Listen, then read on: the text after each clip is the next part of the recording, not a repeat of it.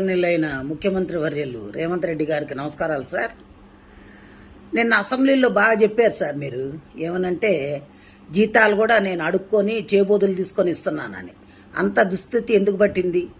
కేసీఆర్ గారు తప్పు చేశారు కాదనట్ల. మరి ఆనాడు అసెంబ్లీ కట్టేటప్పుడు మీరు ఎందుకు అడ్డపడలేకపోయారు? కోర్టు కేసులు ఎందుకు వేయలేకపోయారు? దాన్ని ఎందుకు ఆపలేకపోయారు? ఆపలేదు. సరే, అయిపోయింది. మేము ఎంప్లాయీస్ కట్టే ట్యాక్సీలతోటి మిమ్మల్ని ఉచిత పథకాలు ఎవడు పంచమన్నాడు? ఉచిత పథకాలు ఎందుకు? ఉచిత పథకాలు ఇచ్చి మా జీవితాలు నాశనం చేయమని చెప్పినోడు ఎవడు లేడు కదా. ఎవరు చెప్పారు మీకు? ఉద్యోగస్తులకు బడ్జెట్ ఉంటుంది కదా. మా జీతాలు మాకున్నప్పుడు మాది మీరు ఇంకా అడుక్కునేది ఎందుకు? వేరే దానికి ఎందుకు ఉపయోగిస్తున్నారు? ఫ్రీ బస్సు ఎవరు పెట్టమన్నారు?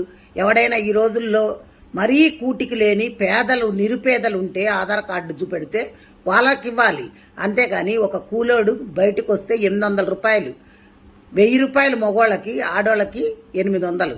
అలా సంపాదిస్తున్నప్పుడు అది తీసుకెళ్ళి ఎక్కడ పోస్తున్నారు? బ్రాందీ షాపుల్లో పోస్తున్నారు. అదే నువ్వు ఈ ఉచితాలు పెట్టకుండా ఉద్యోగాలు వచ్చే పొజిషన్లో చేసుండి ఇండస్ట్రీస్ తీసుకొచ్చుంటే కంపెనీల్లో ఉద్యోగాలు వచ్చేవి చేసేవాళ్ళు. అసలు ఇవన్నీ ఎందుకండి? 150 మంది మీరు ఎమ్మెల్యేలు ఎమ్మెల్సీలు అందరూ ఉన్నారు కదా, మీ జీతాలు బంద్ చేసేయండి. మీకు జీతాలు ఎందుకు? 10 కార్లు ఎందుకు? మీ సొంత పైసలు పెట్టుకొని వాడుకోండి. కోట్లు పెట్టందే మీరు ఎమ్మెల్యేలు కావట్లా. అలాంటప్పుడు మీకు అన్ని వసతులు కావాలి, 1వ తారీఖు జీతాలు కావాలి, మీరు ఫండ్స్ కావాలి, మెడికల్ బిల్స్ కావాలి, అన్నీ కావాలి. ప్లెయిన్లో ఊరికనే తిరగాలి, ఇవన్నీ కావాలి. ఇవన్నీ ఎక్కడి నుంచి వచ్చినాయండి? ప్రజల సొమ్మండి, మేం కట్టే ట్యాక్సులు అండి. మా ట్యాక్సుల పైసలు మిమ్మల్ని ఉచితాలుగా వాడుకోమని చెప్పినోడు ఎవడు? ఏ రాజ్యాంగంలో రాసిందో చెప్పండి.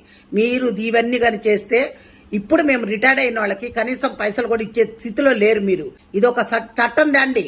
స్టేట్ కానీ సెంట్రల్ కానీ మీ ఇష్టం వచ్చినట్టు వాడుకొని మాకు ఉచితాలు ఇస్తున్నాం, మీకు ఉచితాలు ఇస్తున్నాం అని చెప్తున్నారు. ఉచితాలు ఎవరికి ఇస్తున్నారు? ఉచితాల పేర్లతోటి మీ కార్యకర్తలకి దోషి పెట్టుకుంటున్నారు. అంతేగాని మీరు ఎవరికి ఏం చెయ్యట్లా, న్యాయం జరగట్లే అక్కడ. కాబట్టి దయచేసి మీరు ఇంకోసారి ఈ పిచ్చి సలహాలు ఇవ్వకుండా ఇప్పుడు ఎవరికైతే క్లాస్ 4th ఎంప్లాయీస్ కూడా జీపే పై పెట్టుకుంటే బిల్లులు ఇచ్చే స్థితిలో లేకుండా అయిపోయారంటే ఏమనుకుంటున్నారు? ముందు అర్జెంటుగా మా బిల్లులు మాకు పాస్ చేయండి. రిటైర్డ్ అయిన వాళ్ళకి మర్యాద పూర్వకంగా డబ్బులు ఇచ్చి పంపించండి. అది పద్ధతి. అందరు తిరగబడితే మటుకు ఊరుకునేది లేదు సార్. ఇది మంచిగా ఉండదు కూడా నేను చెప్తున్నా. Thank you.